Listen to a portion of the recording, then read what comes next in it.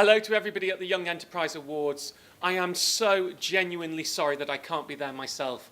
I'm a great fan of Young Enterprise, and some of you may know that it also has PFEG, the Personal Finance Education Group, which I'm a big supporter of, trying to get financial education into schools and on the national curriculum, and we worked together a long time.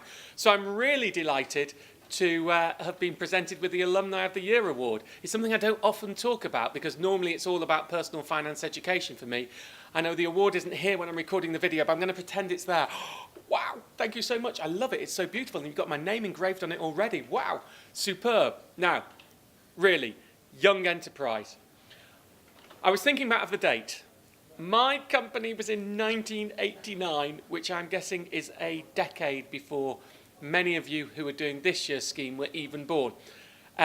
What did we do? We set up a T-shirt company with some slogans that we thought were really funny and clever as 17-year-olds on the front of it. And to be honest, we weren't right. And we had big disagreements about it and fights. I was the finance director. We didn't make very much money, which was quite annoying because our competitor company, because we had two in the school, our competitor company were making boomerangs and they really flew and then came back as they're supposed to because they're boomerangs.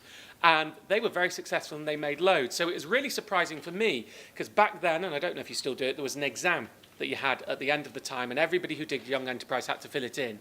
And I wrote my essays there. There was no study, no revision, always the best type of exam if you can get away with that. And I wrote my essays there on the back of it. And I got through to the national final, the top 24, to come to London, which as a boy from a forest in Cheshire, I'd never really done before, and to go through this big heat and sit out there and debate what it took to be an entrepreneur. Well, I didn't know that much about it back then. I'd argue I still don't really know now. I'm one of those funny people who set up an enterprise and it was very successful, though I never planned it. And while I had my business, if you like, if you want to call it that, and it made a lot of money, it's still not something I ever think I'll do again. I don't really frame myself as an entrepreneur in that way. But certainly thinking about commercial relations is important to me and how companies and individuals react. I always say that we live in an adversarial consumer society. A company's job is to make money, nothing wrong with that. A consumer's job is to keep it in their pockets. And you might think that sounds a little, hold on, that's not too nice. Well, think of it like a football team. I support Manchester City. I do, always have done. I'm not a new follower. And when we're playing Manchester United, I don't want Man United to score. But I don't think they're wrong for trying to do so. And I think in a way that's similar to the relationships between companies and individuals. Yes, they're in opposition, but a company has to give good service and a good product and try and look after its customers to keep them going back, but it still wants to make as much money as possible. And that's the wrestle you have as in an enterprise. How do you get your customers to like you at the same time make money from them? It's not an easy conundrum. And I go back to the essay that I had to write back in 1989. And it was, I think I remember right, it was about failure. Because we'd failed pretty much as a company. We'd got it wrong and we'd had some bickering and some infighting. And it's tough to run a young enterprise scheme because it's not like a real company. I've got all these people around here, but ultimately I'm the boss, so I get to tell them what to do. And you can't do that as well when you're running a young enterprise scheme, even if you're the chief exec. But failure is an important lesson. Once, twice, three times maybe. And within young enterprise, it has the advantage it's not really affecting the pound that goes in your pocket.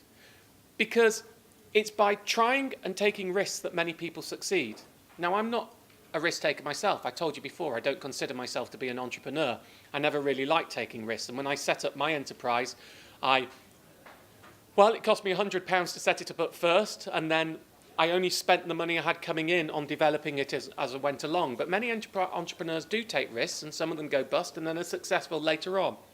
And I think when I look back at my career, what's really important for me to tell you is it takes four things to be successful. Not just in business, probably in life as a whole. The first one is talent.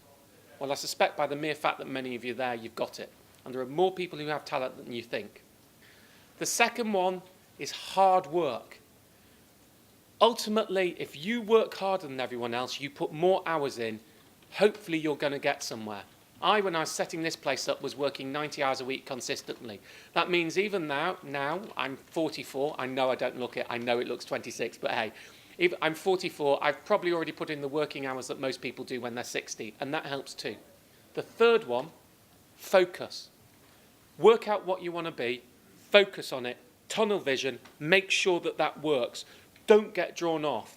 I was talking to somebody the other day who had actually set up a website a bit similar to mine a long time afterwards, and they'd also done lots of other things, and it had never really taken off. And my view is that's because you didn't focus. That's because you didn't really concentrate and make this work and know every single thing you possibly could about it.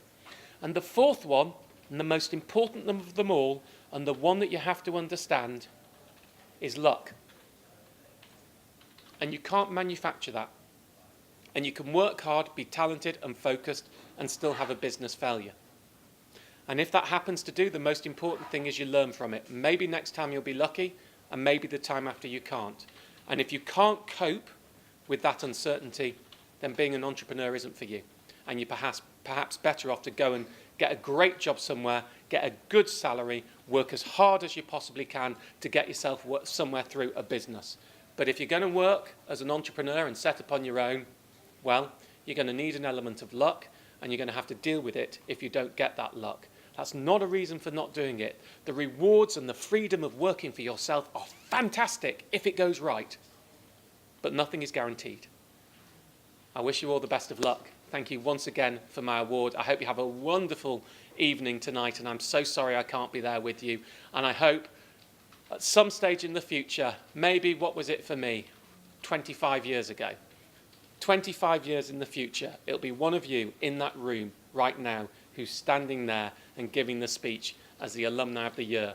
And I'm sure you'll have many lessons from the experiences you've had too. Congratulations. I hope it is one of you.